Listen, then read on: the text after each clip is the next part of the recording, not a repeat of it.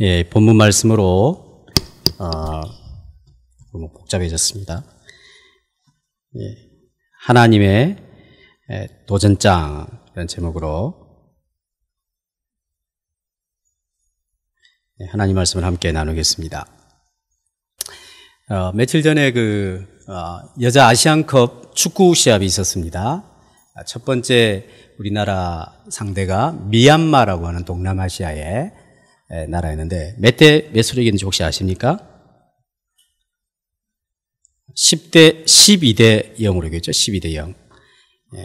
축구에서 12대 0은 그렇게 잘 나오는 스코어가 아닌데, 그죠? 핸드볼처럼 그렇게 됐어요. 그러니까 미얀마가 한국의 상대가 된단 말이에요? 안 된단 말이에요? 안 된단 말이죠. 택도 안 된다, 이 말이죠.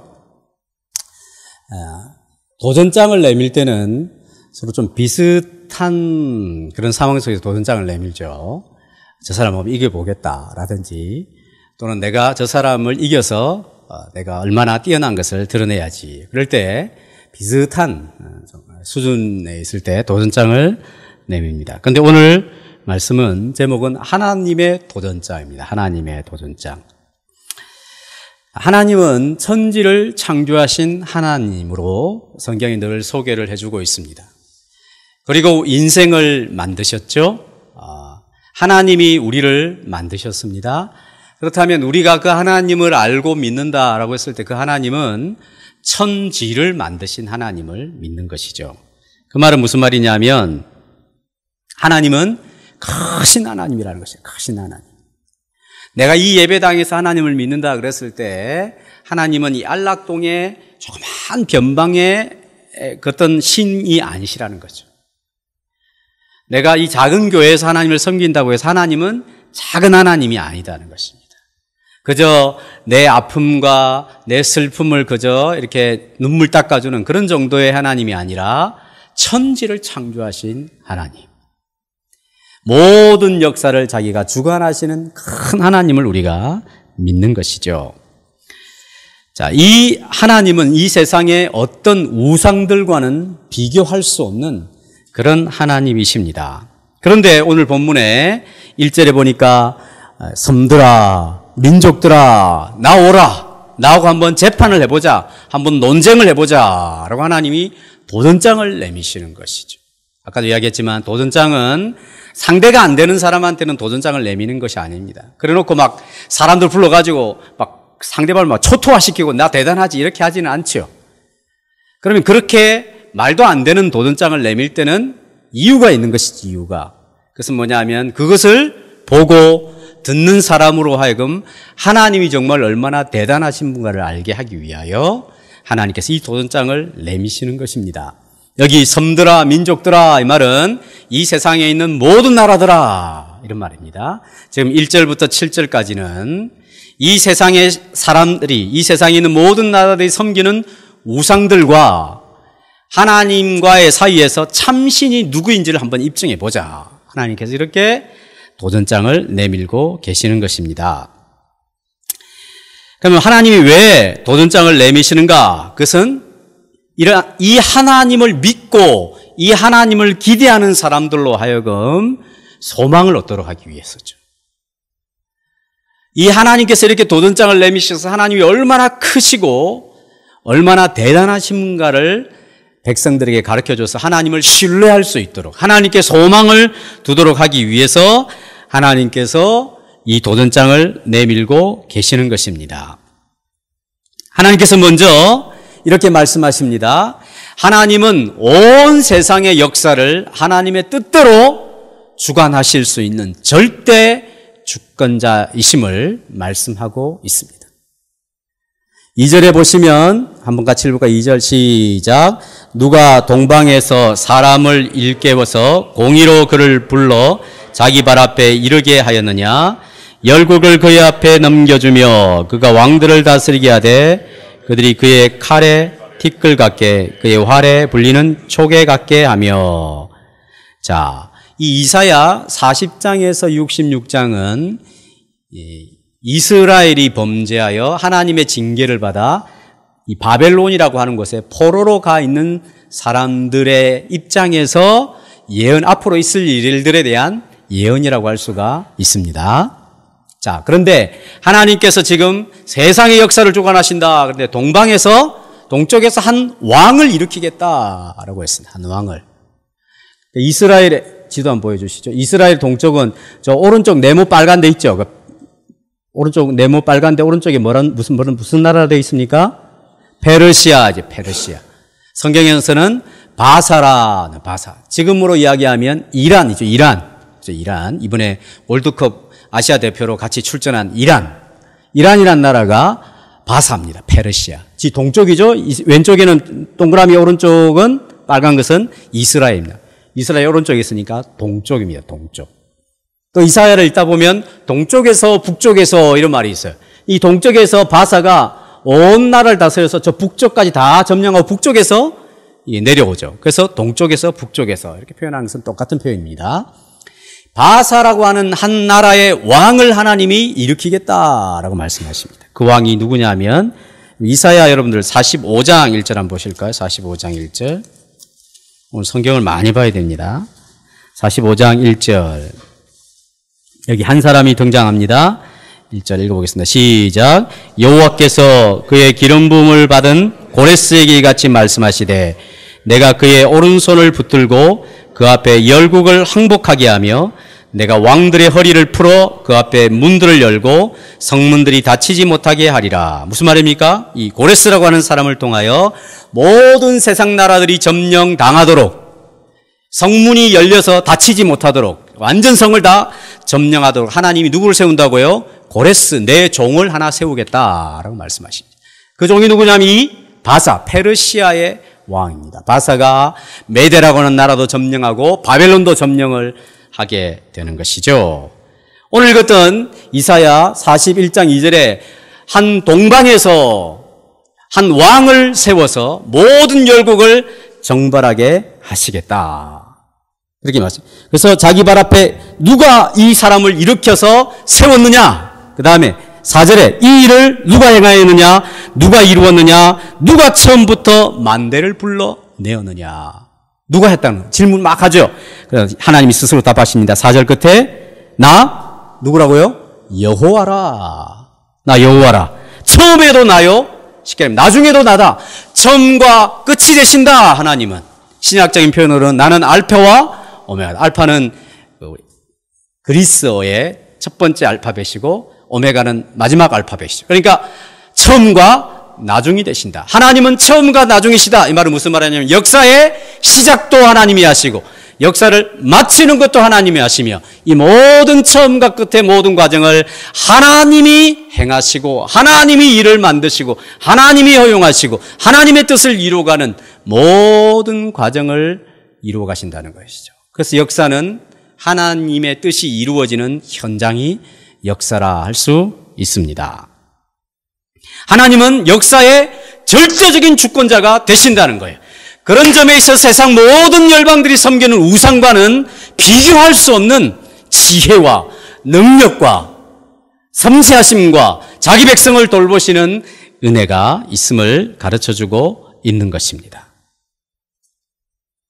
그래서 이 열국을 그의 앞에 굴복하게 만들고 티끌같게 곡식의 껍데기 쭉정이처럼 불어버리게 만드시겠다. 이것을 누가 하시냐면 하나님이 행하신다 하는 것이죠.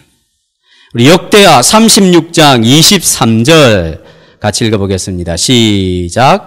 바사왕 고레스가 이같이 말하노니 하늘의 신 여호와께서 세상 만국을 내게 주셨고 나에게 명령하여 유다 예루살렘의 성전을 건축하라 하셨나니 너희 중에 그의 백성된 자는 다 올라갈지어다. 너희 하나님 여호와께서 함께 하시기를 원하노라 하였더라. 자, 바사왕 고레스가 하나의 왕의 조서를 내리죠. 왕명을 내립니다. 하늘의 신 여호와께서 이 모든 만국을 나한테 주셨다. 이 고백을 하는 것이죠. 하나님께서는 나는 그를 동방에서 한 왕을 세워 모든 나라들을 정벌할 수 있도록 하였다. 모든 나라들을 그의 손에 넘겨주었다. 이렇게 말씀을 하시는 것입니다. 하나님은 우리 모든 세상의 역사를 주관하시는 분이십니다. 물론 우리가 겪고 있는 이해할 수 없는 참사나 어려운 일들에 대하여 우리가 일일이 논리적으로 설득할 만한 설명을 해낼 수는 없습니다. 그렇죠? 그러나 분명한 것은 하나님께서 모든 세상 역사를 하나님의 완전한 선을 위하여 일하고 계신다 하는 것입니다. 이것을 우리 자신이 잘 믿어야 하는 것입니다. 그래야 내게 닥친 여러 가지 어려운 일들에 대하여서 바른 시각을 가지고 해석할 수 있는 능력이 생기게 되는 것이죠. 자, 여기 보면 분명히 4절에 이 일을 누가 행하였느냐, 누가 이루었느냐, 누가 불러내었느냐, 이것은 동사가 과거입니까? 현재입니까? 미래입니까? 과거죠, 과거. 근데 이 일이 일어나는 일은 과거입니까? 현재입니까? 미래입니까? 미래의 일이죠. 그러니까 지금 이스라엘 백성들이 포로 생활 아직 안 되어 있지만 사실 이사야를 통해 포로 생활을 갈 것이다. 그것도 미래이지만 일단 포로 생활에 있을 때 이 말씀을 받을 때 이것은 앞으로 있을 일인데 이미 일어난 일처럼 표현이 되어 있는 것이죠. 왜 이렇게 표현을 하냐면 하나님의 약속이 너무나 확실하면 하나님께서 미래의 일도 과거처럼 표현하시는 것입니다. 그 말은 무슨 말입니까? 하나님이 작정하신 것은 반드시 이루신다는 거죠. 아니, 하나님이 마음속에 계획하신 것은 이미 이루어진 것이나 똑같다, 이런 것입니다. 하나님께서 자기 백성을 위하여, 자기 백성을 거기서 건지기 위하여 하나님께서 어떤 마음의 작정을 하셨냐면 동방에서 나의 종 고레스라고 하는 한 사람을 세워서 자기 백성을 괴롭히는 모든 민족을 초토화시키고 그 백성들로 하여금 자기 나라로 돌아가서 하나님을 섬기게 하겠다고 하는 구원을 베푸시겠다고 하시는 하나님의 구원 계획은 이미 이루어진 것이나 다름이 없다라고 하는 확실함을 보여주기 위하여 과거적인 표현을 하는 것입니다. 이를 위해서 이제 열국이 하는 일이 있습니다. 그것이 바로 5절에서 7절에 보면 막 사람들이 모여가지고 이제 거기에 우상을 더욱더 신경 써서 더 잘 만드는 일을 하죠.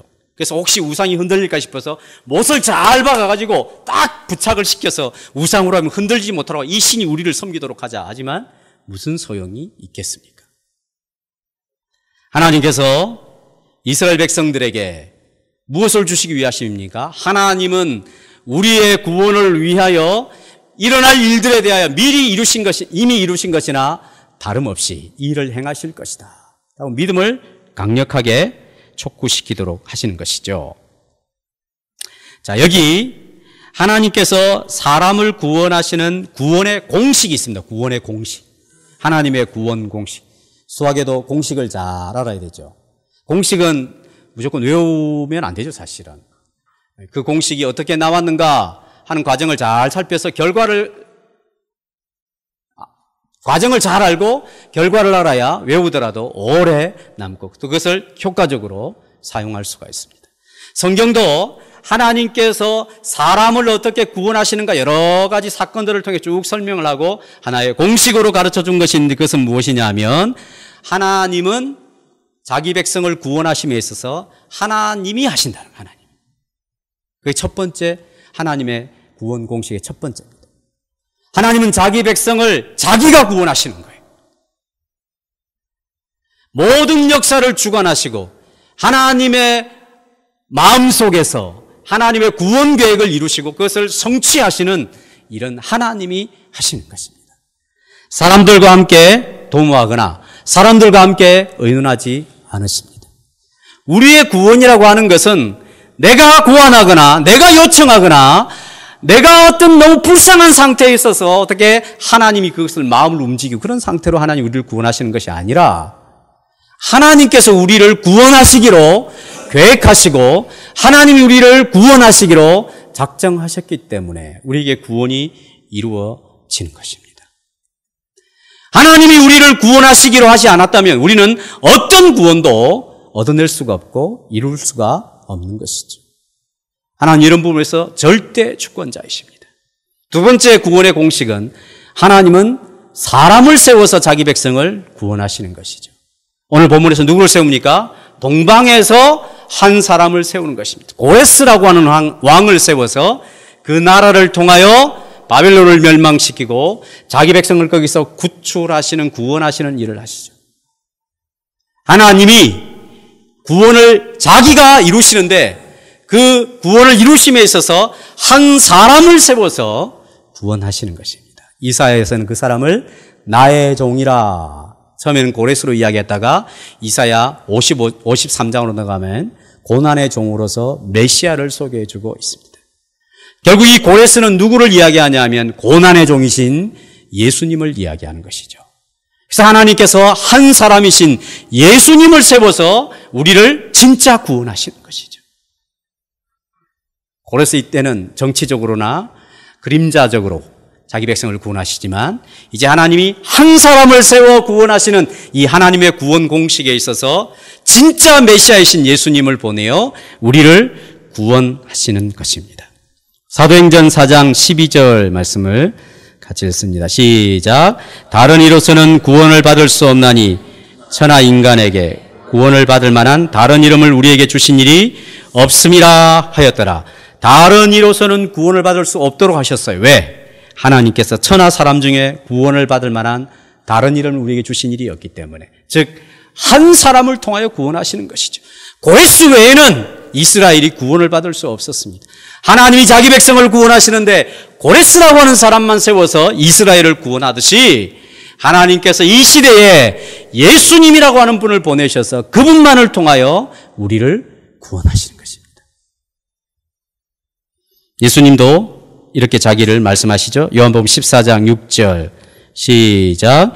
예수께서 이르시되 내가 곧 길이요 진리요 생명이니 나로 말미암지 않고는 아버지께로 올 자가 없느니라. 예수님이 그랬습니다. 내가 곧 길이다, 진리다, 생명이다. 나로 말미암지 않고는 아버지께로 올 자가 없느니라.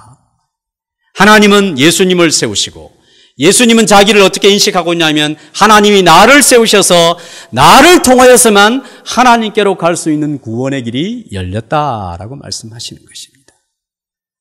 그러므로 성경이 가르쳐주는 하나님의 구원은 하나님이 나를 구원하시는구나. 내가 부자이거나 가난하거나 내가 많이 배웠거나 못 배웠거나 내가 건강하거나 질병이 걸려서 내가 너무 불쌍한 처지가 되어서 그게 아니라 하나님이 나를 구원하셨구나. 나의 구원은 전적으로 하나님에게 있는 것이구나.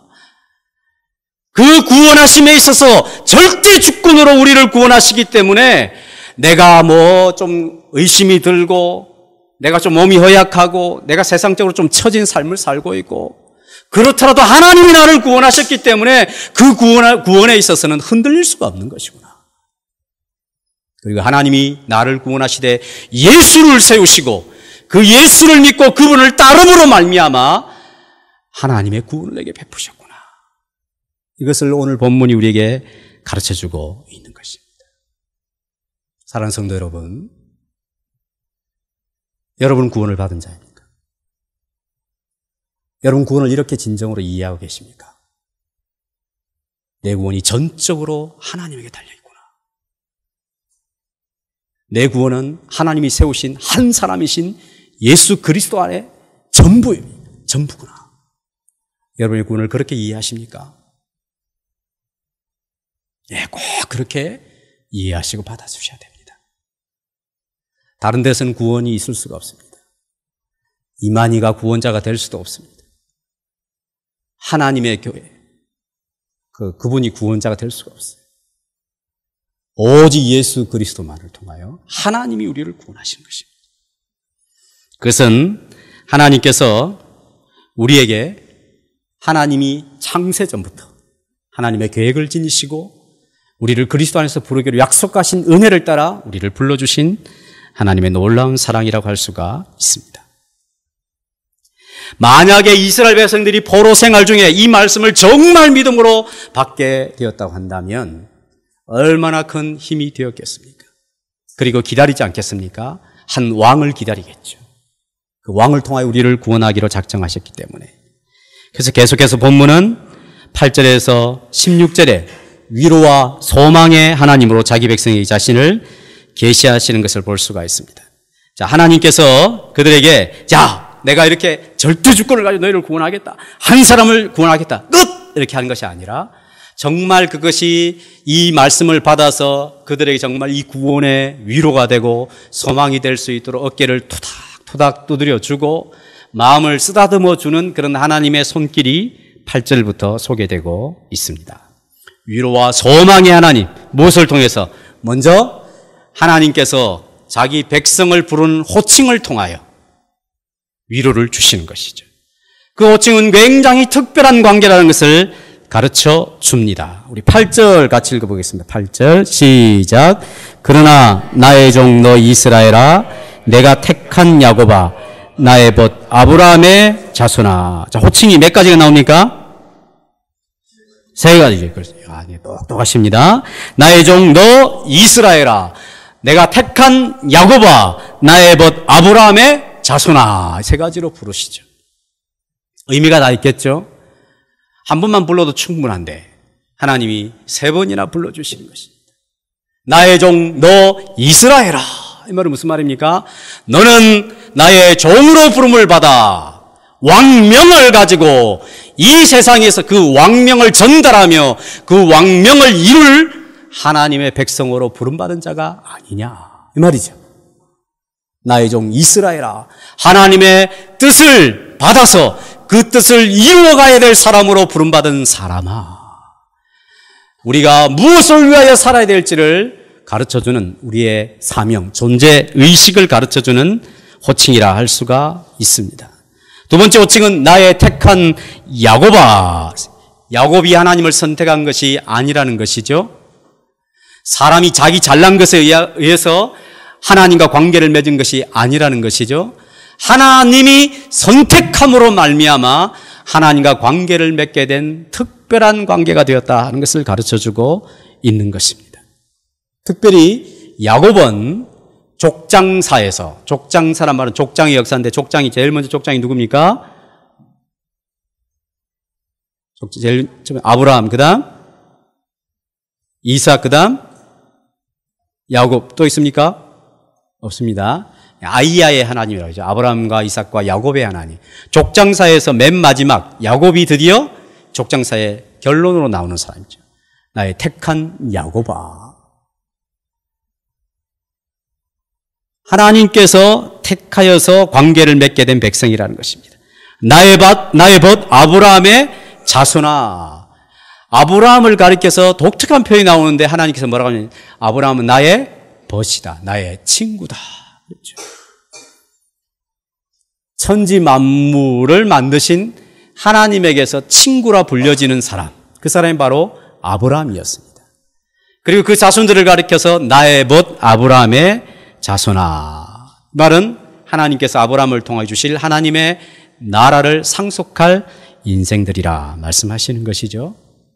이 세 호칭을 살펴보면 이스라엘은 하나님의 뜻을 받아서 그 뜻을 이루는 소명자요, 하나님의 절대적인 택함으로 말미암아 하나님과 관계를 맺게 된 그런 사람들이요, 하나님과 매우 벗이라고 친구라고 여겨질 만한 그런 사람들로서 하나님의 나라를 상속할 존귀한 사람들이라는 것이죠.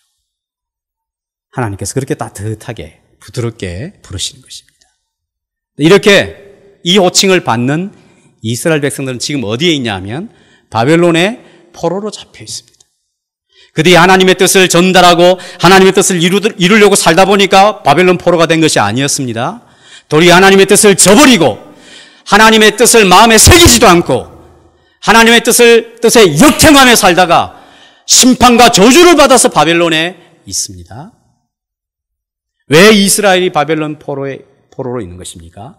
하나님께서 그들을 택하여 하나님과 관계를 맺게 된 이 엄청난 특권을 잃어버리고 그들은 하나님을 택하지 않고 그들이 선택한 것이 있었습니다. 가나안의 신들을 선택하고 아무것도 아닌 우상들을 선택했습니다. 그들은 내면의 아름다움을 선택하기보다는 가나안 여인들이 얼마나 외모로 화장을 잘하는가 그런 것을 선택하며 살았습니다. 하나님의 가치를 따르기보다는 세상의 가치를 선택하며 살아가던 결과로 말미암아 바벨론 포로에 있는 것이죠. 이스라엘이 왜 바벨론 포로에 있습니까? 하나님을 벗으로 삼고 하나님이 벗이라 칭해주는 명예를 잃어버리고 세상을 벗으로 삼고 세상과 짝하여 살다가 바벨론 포로에 빠져 있는 것이죠. 그런데 하나님이 그들을 향하여 뭐라고 말합니까? 가늠한 놈들아, 이 우상을 섬기다가 내 글꼴 될 줄 알았지, 이렇게 부르시는 것이 아니죠. 하나님이 그들의 모든 좋은 관계로 그들을 호칭해 주시며 그들의 마음을 미안하게 만들고 그리고 다시 따뜻한 주님의 품으로 불러주시는 주님의 위로하심, 그것을 볼 수가 있는 것이죠. 9절에는 또 다른 표현이 있습니다. 한번 읽어보겠습니다. 9절 시작. 내가 땅 끝에서부터 너를 붙들며 땅 모퉁이에서부터 너를 부르고 내게 이르기를 너는 나의 종이라 내가 너를 택하고 싫어하여 버리지 아니하였다 하였노라. 어디서 부른다고요? 땅 끝에서, 또 땅 모퉁이에서부터.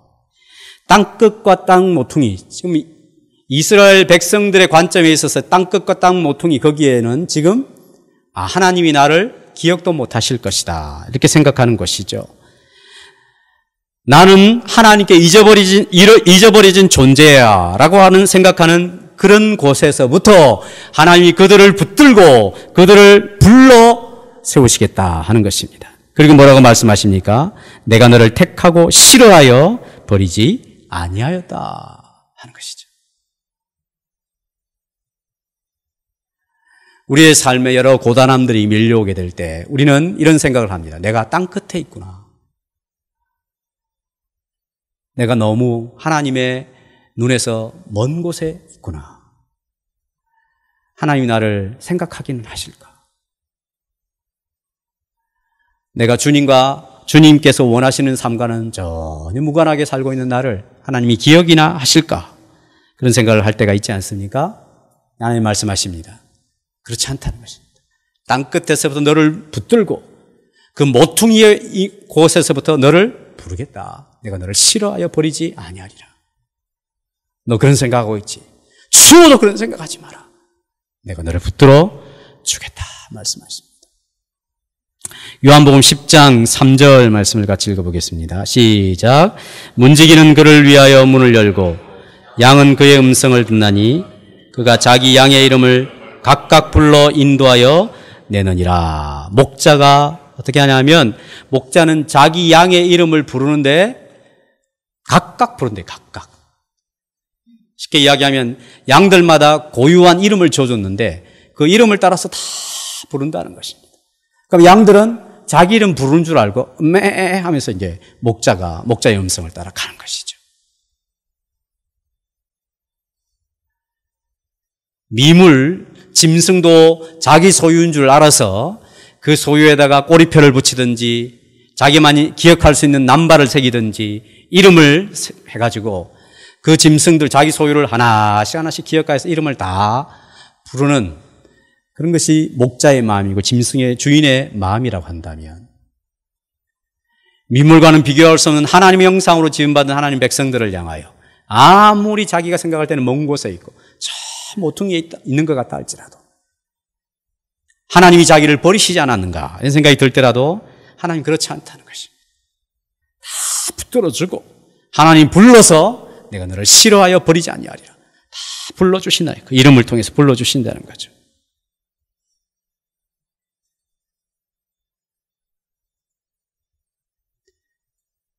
어떤 권위 있는 사람이 청중 속에 있는 나를 향하여 내 이름을 어떻게 알고 이름을 이렇게 불러주게 될 때 얼마나 당황스럽고 놀랍습니까? 기분 나쁘진 않죠? 어떻게 내 이름을 알았을까? 하나님께서 우리의 이름을 다 불러주시는 것이죠. 그 말은 그 이름이 그냥 정재기 이런 것이 아니라 그 이름 안에는 그 사람의 속성, 본질이 담겨 있는 것이죠. 이름을 불러준다 이 말은 그 사람의 형편과 처지와 본질이 어떠함을 알아서 그 입장대로 불러주시고 이해를 해주신다 하는 것입니다. 그만한 이유가 있었겠구나, 아팠겠구나, 힘들었겠구나 하는 주님의 배려가 있는 것이죠. 하나님께서 온 나라를 불러 재판을 한번 하자, 논쟁을 한번 하자, 그래서 하나님께서 이 모든 세상 역사를 주관하시는 위대하고 크신 하나님이 너희를 구원하실 것이다. 그러나 그렇게 구원하실 때 막 그냥 단체적으로 하는 것이 아니라 한 사람 한 사람 이름을 부르고 그 사람의 형편과 그 사람의 본질을 잘 알아서 위로하시며 소망을 주실 것을 말씀하고 있는 것입니다. 여기까지도 안심이 안 되면 이제 하나님께서 우리가 잘 아는 4장 10절 말씀으로 반복해서 말씀하심으로 자기 백성을 위로하시죠. 외우기도 하시는 말씀입니다만 한번 읽어보겠습니다. 시작. 4장 10절 시작. 41장 10절. 예, 죄송합니다. 시작. 두려워하지 말라. 내가 너와 함께함이라. 놀라지 말라. 나는 내 하나님이 됨이라. 내가 너를 굳세게 하리라. 참으로 너를 도와주리라. 참으로 나의 의로운 오른손으로 너를 붙들리라. 두려움이 많은 백성들에게 하나님 두려워하지 말라 말씀하시죠. 놀라는 백성들에게 놀라지 말라 하십니다. 두려워하지 말라. 왜? 하나님이 너희와 함께 하시기 때문이다. 이런 크신 하나님이 너희와 함께 하신다. 놀라지 말라. 왜? 나는 너희들의 하나님이 되기 때문이라. 그래서 또 혹시나 싶어서 또 하나님이 반복해서 말씀하시죠. 내가 너를 굳세게 하리라. 너를 도와주리라. 참으로 나의 의로운 오른손으로 너를 붙들어 주리라. 한 번만 하면 또 못 알아들을까 싶어서 13절에 또 말씀하십니다. 이는 나 여호와 너의 하나님이 내 오른손을 붙들고 내게 이르기를 두려워하지 말라. 내가 너를 도우리라 할 것임이니라.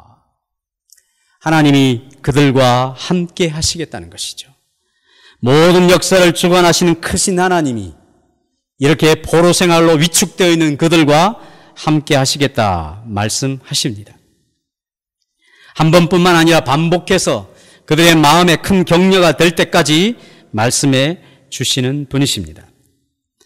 더욱이 11절 12절에서는 하나님께서 얼마나 적극적이신지, 40장에서는 적들을 그냥 물리치겠다라고 하는 소극적인 부분을 말씀하셨는데 이제 11절 12절에는 좀 더 적극적으로 말씀하십니다. 너희들을 향하여 분노하던 자들, 적들은 수치와 욕을 당할 것이고 너와 다투는 자들은 아무것도 아닌 것 같이 멸망될 것이며 네가 찾아도 너와 싸우던 자들을 만나지 못할 것이요 너를 치는 자들은 아무것도 아닌 것 같고 허무한 것과 같이 될 것이라. 철저하게 적들을 진멸하여 이스라엘 백성들로 하여금 하나님의 위로를 충분하게 경험할 수 있도록 일하신다 하는 것입니다. 하나님께서 자기 백성들에게 구원을 베풀어 주실 때 그냥 구원받았지 이런 걸로 말씀하시는 것이 아니라 그 구원받은 증거가 삶으로서 경험될 수 있도록 하나님이 일하시겠다 하는 것입니다. 그것은 무엇입니까? 적들을 철저하게 진멸하며 자기의 생활 속에서도 그런 자유의 삶을 누리며 살아갈 수 있는 생활을 경험하도록 하시겠다는 것입니다. 신학적인 표현들은 우리 히브리서 2장 14절에서 16절 말씀을 통하여 확인할 수 있습니다. 같이 읽어보겠습니다. 시작. 자녀들은 혈과 육에 속하였음에 그것 또한 같은 모양으로 혈과 육을 함께 지니심은 죽음을 통하여 죽음의 세력을 잡은 자 곧 마귀를 멸하시며 또 죽기를 무서워함으로 한평생 모든 자들을 놓아주려 하심이니 이는 확실히 천사들을 붙들어 주려 하심이 아니요 오직 아브라함의 자손을 붙들어 주려 하심이라. 예수께서 이 땅에 오셔서 우리와 같이 혈과 육 똑같은 몸을 입고 이 땅에 오신 것은 자신의 죽음을 통하여 죽음의 세력을 잡은 자 마귀를 멸하시고 또 죽기를 무서워하며 평생 그 죽음의 종로로 타는 우리들을 놓아주시기 위하여 예수님께서 몸을 입고 이 땅에 오시고 자신이 죽음을 경험하셨다라고 말씀하십니다. 그 말은 무슨 말입니까? 원수의 모든 힘의 근원을 다 제거하시고 원수를 이기셨다라고 하는 것이죠. 왜 그렇습니까? 자기 자녀들에게 진정한 자유를 베푸시기 위함입니다. 읽었던 이사야 말씀의 표현을 하면 너희들은 전에 분노하던 적들로 말미암아 위협을 느끼지 않았느냐? 그들이 너희에게 어려움을 주었을 때 너희가 욕을 당하고 부끄러움을 당하지 아니하였느냐. 그러나 이제는 내가 그들을 진멸하리라 라고 주님이 약속하지 않으셨습니까? 신학적인 표현으로는 예수님께서 사람의 몸을 입고 이 땅에 오셔서 당신이 죽음을 경험하시면 적들이 가지고 있는 모든 힘을 제거하고 그 세력을 다 멸하며 죽음에 의하여 주름에 떨고 있는 너희들이 그 죽음에서 자유케 되어 진정한 자유를 누리도록 하시기 위하여 예수께서 죽음을 당하셨다라고 해설하고 있는 것이죠.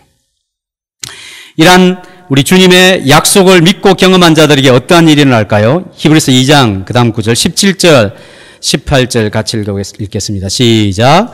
그러므로 그가 범사의 형제들과 같이 되심이 마땅하도다. 이는 하나님의 일에 자비하고 신실한 대제사장이 되어 백성의 죄를 속량하려 하심이라. 그가 시험을 받아 고난을 당하셨은즉 시험 당한 자들을 능히 도우실 수 있느니라. 시험 받는 자들을 능히 도우실 수 있는 것이죠. 시험은 당할 수가 있습니다. 어려움을 겪을 수 있습니다. 고난을 당할 수 있습니다. 두려움을 느낄 수도 있습니다. 어떤 사건이 일어나게 되면 놀랄 수도 있습니다. 위축될 수도 있습니다. 약해질 수도 있습니다. 그러나 이 모든 일을 이기신 예수 그리스도를 통하여 그분이 우리에게 주시는 힘으로 모든 시험을 이기고 그분의 도움을 통하여 그분의 함께 하심을 통하여 승리할 수 있는 삶이 보장되어 있다는 것입니다. 그래서 구원은 우리에게 놀라운 사건이 되는 것입니다. 자, 여기까지만 말씀해도 충분히 이 백성들이 위로를 받을 것이지만 14절에서 16절에 또 이렇게 말씀하십니다. 버러지 같은 야곱아, 이렇게 도전을 하십니다. 우리가 누구에게 너 버러지 같다 이러면 엄청나게 큰 그 욕이잖아요. 이 버러지 같다 이 말은 그냥 벌레 같다 이 말, 벌레 같다. 버러지 같다 이 말은 무력하고 무가치한 존재다 하는 것입니다. 지금 이스라엘이 바벨론의 포로로 잡혀 있는 형편이 이러한 형편이었습니다. 자, 그런데 이렇게 불러놓고 갑자기 하나님께서 14절에 이렇게 말씀하십니다. 너희를 이가 날카로운 새 타작기로 삼겠다. 추수할 때 이야기죠. 산들을 쳐서 부스러기를 만들도록 하겠다. 작은 산들을 겨같이 만들겠다. 16절에 보면 이제 막 바람이 불 때 이렇게 까불잖아요. 키를 까불게 되면 알곡은 떨어지고 쭉정이는 바람에 날려가듯이 이 세상의 적들을 이렇게 날아가도록 하겠다. 앞에 말씀은 하나님께서 하신 일들을 통하여 너희가 이런 혜택을 받을 것이다. 예수 그리스도 안에서 이루어진 일을 통하여 모든 악의 근원과 또 사단이 주는 시험을 이길 수 있도록 주님이 도우실 것이다.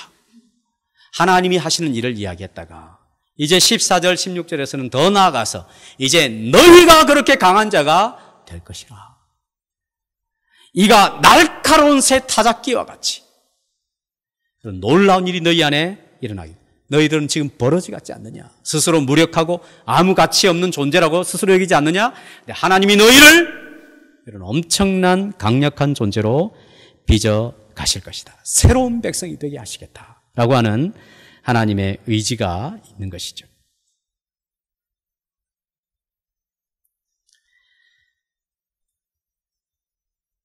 그래서 그들로 하여금 어떻게 만들어버리십니까? 우리 16절 같이 읽어요. 16절 시작. 네가 그들을 까부른즉 바람이 그들을 날리겠고 해오리 바람이 그들을 흩어버릴 것이로되 너는 여호와로 말미암아 즐거워하겠고 이스라엘의 거룩한 이로 말미암아 자랑하리라. 자, 이스라엘이 하나님 백성들이 이런 일을 경험하게 되면 그들에게 있어서는 어떤 일이 일어나게 됩니까? 하나님으로 말미암아 즐거워하고 하나님을 자랑하게 되는 백성이 되겠다 하는 것입니다. 이것이 새로운 백성이 되었다고 하는 생활의 증거라고 할 수가 있습니다. 이것은 굉장히 중요한 진술입니다. 당신은 새로운 백성입니까? 예. 그것을 어떻게 알 수 있습니까? 예. 저는 하나님이 참 즐겁습니다. 저는 하나님이 굉장히 자랑스럽습니다. 학생들 신앙 수준 이야기하면 저는 점심 먹을 때 당당하게 기도할 수 있습니다. 점심 먹을 때 이러죠. 눈만 깜빡하고 기도해요. 그건 즐거워하거나 자랑하는 태도가 아니죠. 새 백성의 증거가 무엇입니까? 하나님을 즐거워하는 것입니다. 하나님을 자랑하는 것이죠. 하나님이 이런 구원을 이루어 가시겠다는 것입니다. 이스라엘 백성들은 지금 버러지 같죠. 알아주지 않습니다. 포로 생활하고 있는 거예요. 나라도 없어요. 내일에 대한 기약도 사람들이 그 사람들의 삶을 통하여 소망을 갖지 않습니다. 그런데 하나님이 이 사람들을 이렇게 변화시키겠다는 것입니다. 하나님을 기뻐하고 하나님의 이름을 자랑하는 백성들.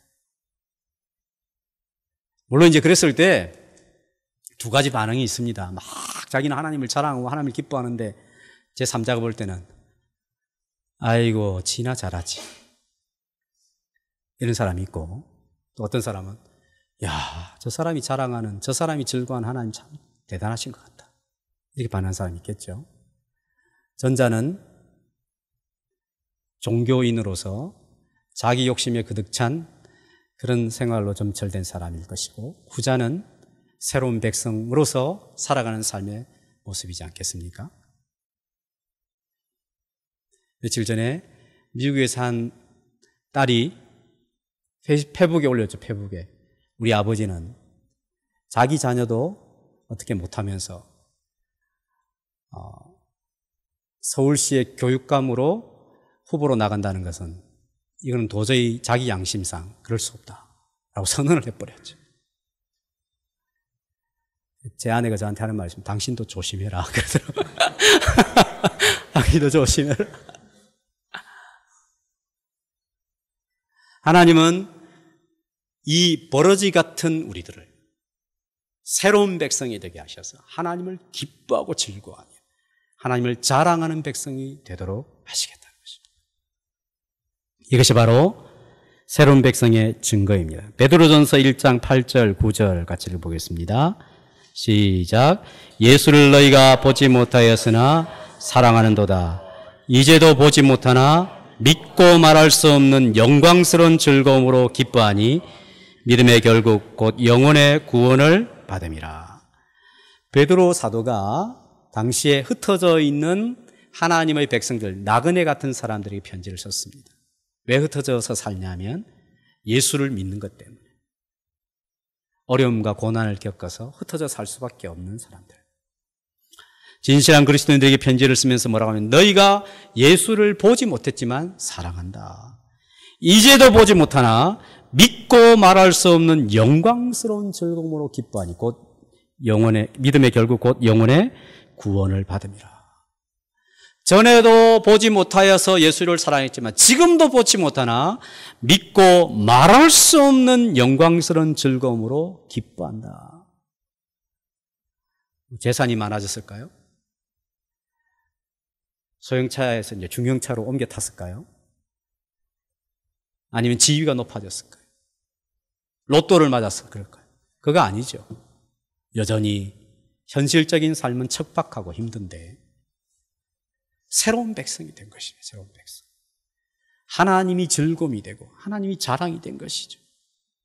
변치 않는 하나님, 환경에 좌우되지 않는 그 하나님이 늘 자기와 함께하고 자신의 삶의 내외면을 주장하시는 그 하나님으로 인하여 기쁨과 자랑이 있는 것입니다.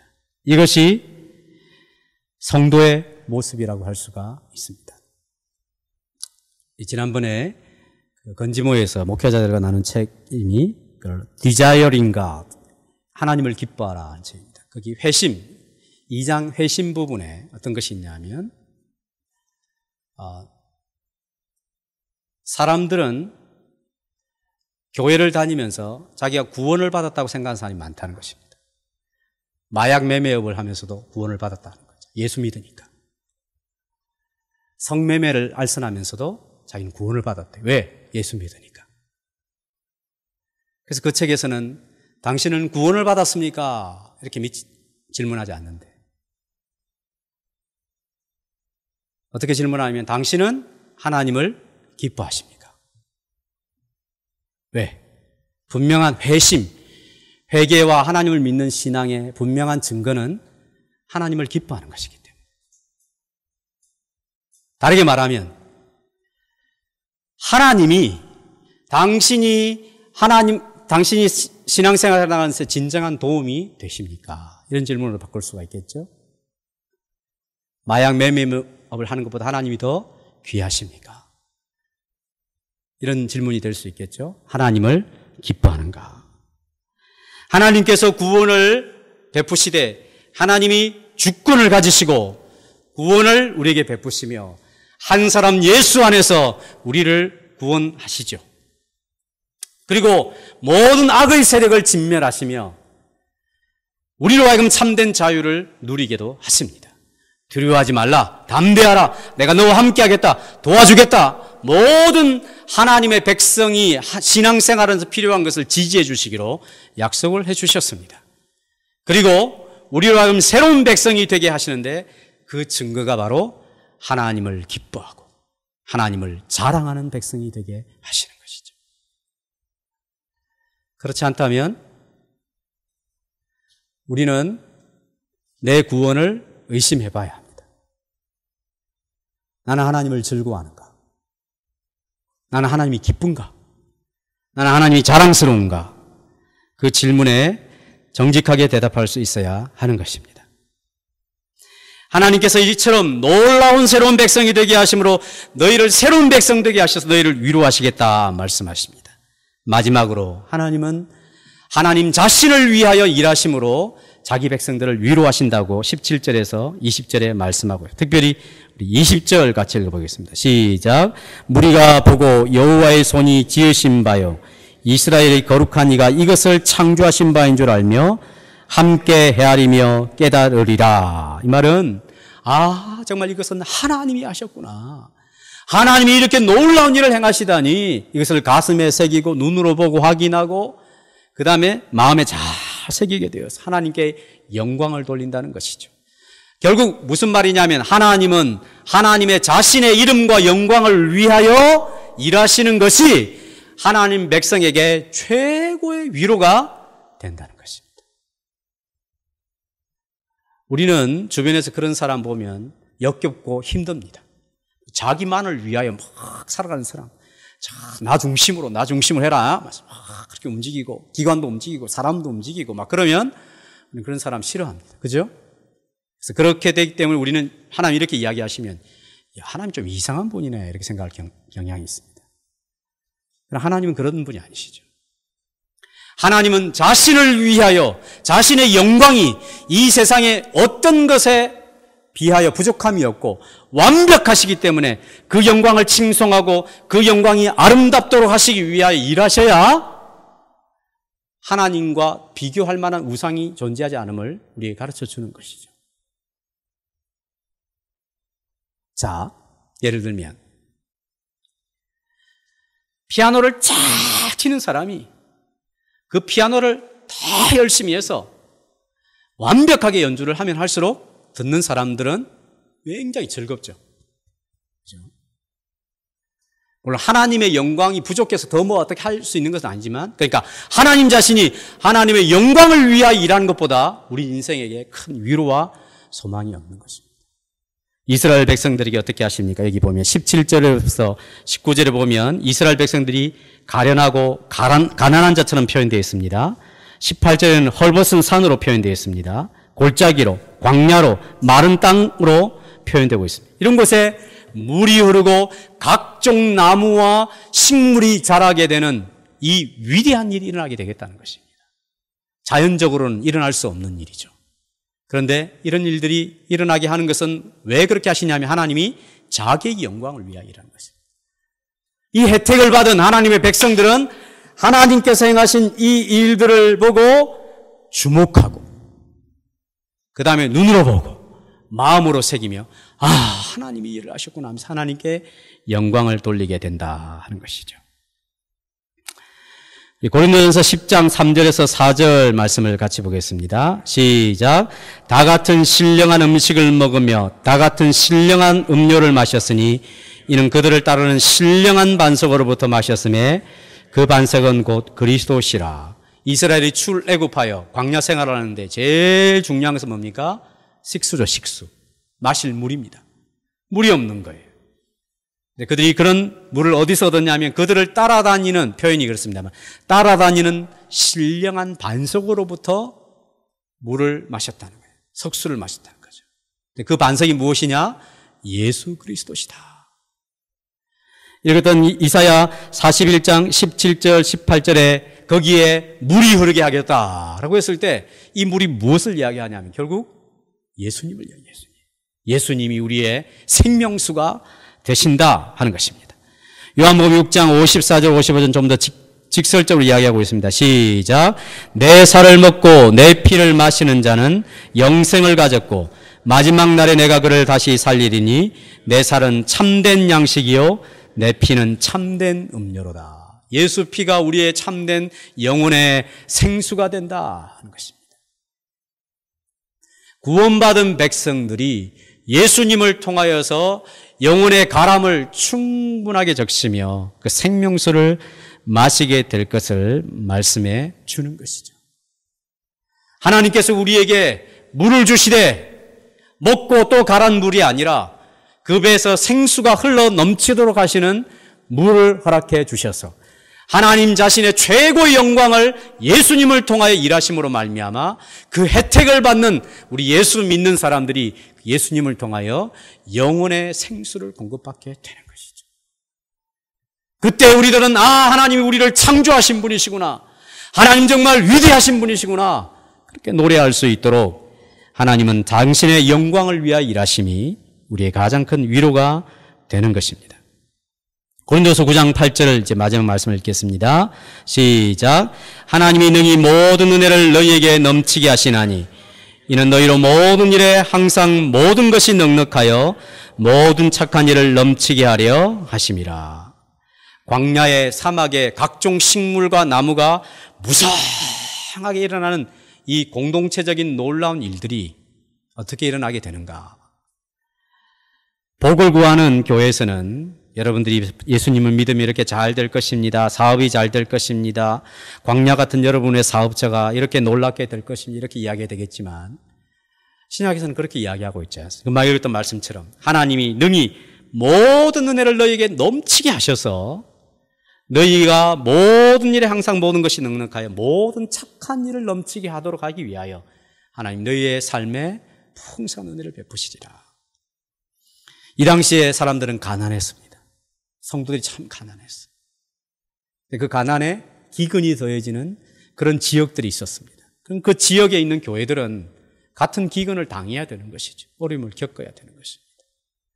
그럼 어떻겠습니까? 또 다른 가난한 교회들이 자기들은 그래도 기근을 안 당했으니까 그 소식을 듣게 되었을 때 자기들의 극한 가난 속에서도 저들을 돕기 위하여 풍성한 헌금을 했습니다. 구제헌금. 우리가 세 끼 먹고 저기는 한 끼밖에 못 먹으니까 우리 두 끼만 먹자. 한 끼 줄이는 것이죠. 같이 두 끼 먹어야 되지 않느냐. 그 이야기를 하고 있는 것입니다. 돈이 충분히 넉넉한데 또 거기다가 1억을 더 주십시오. 이런 것이 아니고 서로 부족하지만 콩이라도 서로 반으로 나눠서 나눠 먹자. 같이 살자.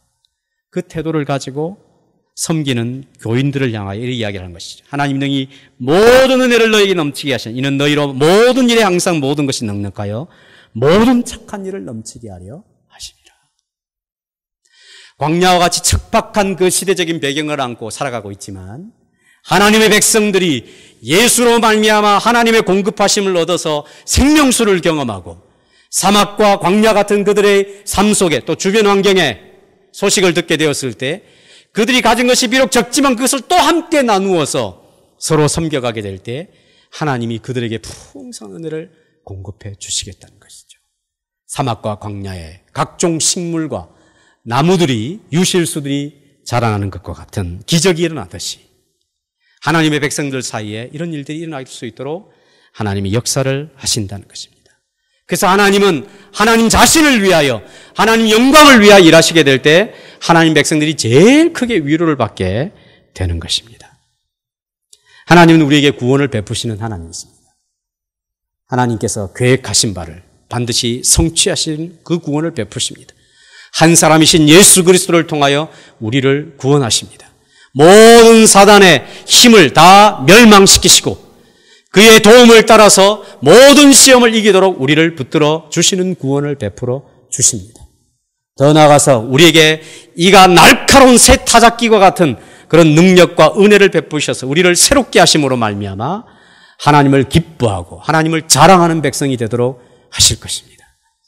여전히 하나님은 당신의 가장 아름다운 영광을 위하여 열심히 일하심으로 말미암아 자기 백성들에게 최상의 위로를 더해 주시는 구원을 오늘도 열심으로 베풀어 주실 것입니다. 이 구원을 받은 하나님의 백성들, 이 구원을 점점 알아가는 하나님의 백성들이 되어서 하나님을 자랑하고 하나님을 기뻐하며 하나님의 영광을 위하여 살아가는 하나님의 자녀들이 될 수 있기를 주님의 이름으로 축복합니다. 기도하겠습니다.